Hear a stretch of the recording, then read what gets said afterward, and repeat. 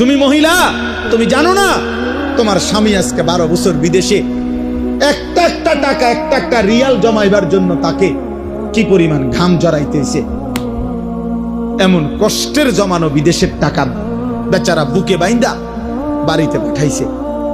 তুই বেডি বাজারে বাজারে ঘুরা ঘুরা বেপরদা, তুমি বাজারে ঘুরা ঘুরা এই টাকা অনাদরে হিসাব ছাড়া স্বামীর এই কষ্টের টাকাগুলো শেষ করে দিতেছে।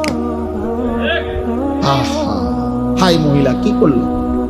নিজের আখেরাতটাও বরবাদ করলা, স্বামীর এই কষ্টের টাকাটাও নষ্ট করল।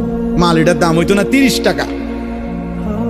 হেবুডির একটা আইস দিছে, আইস দিয়ে কইছে আপা যে কোনো কারো কাছে 450 টাকা বেশি। সবাই দ্বারে দাম কইয়া কি আর লাভ আসেনি? ইতান সবাই কইয়া কি আর বুঝবো নি? আমনে যেহেতু বুঝের মানুষ, আমনে 50 টাকা ছাড়, 400 টাকা এই আফার লেগে চান, চার দাম হইলো 5 টাকা, আমনেরে ধরাই দিছে 350 টাকা।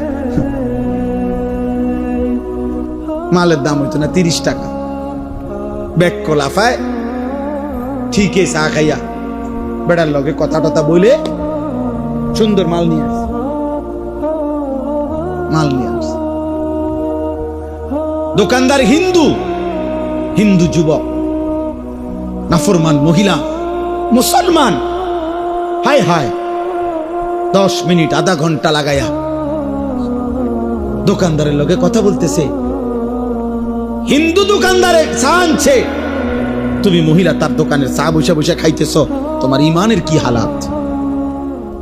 তোমার কোনো আখেরাত নাই বোন, তোমার কোনো কবর নাই, তোমার কোনো মৃত্যু নাই। এটাই শেষ কথা তোমার। তুমি আর কোনোদিন মরবা না।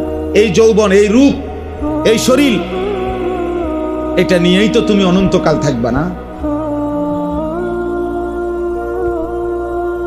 এই জন্য ছেলেরা আতঙ্ক করে বললাম, বাবা একটা ছেলে হলো মনে রাখো, তোমার বাবার 1 ফোঁটা ঘামের দাম দিতে হবে। তোমার বাবার কষ্টের উপার্জনের 1 ফোঁটা ঘামের মূল্য তুমি আল্লাহর কাছে হিসাব দিতে হবে। তুমি কেন অনাদরে অবহেলায় নষ্ট করো? আল্লাহর দেওয়া প্রতি মিনিটের হিসাব দিতে হবে, প্রতি সেকেন্ডের হিসাব দিতে হবে, প্রতি শব্দের হিসাব দিতে হবে, প্রতি ঘন্টার হিসাব দিতে হবে। 1 সেকেন্ড আমরা আল্লাহর আড়াল করার সুযোগ আমাদের আছে তো? কথা বলে না কেন? আল্লাহ থেকে গোপন হওয়ার আমাদের সুযোগ আছে তো? আছে? নাই।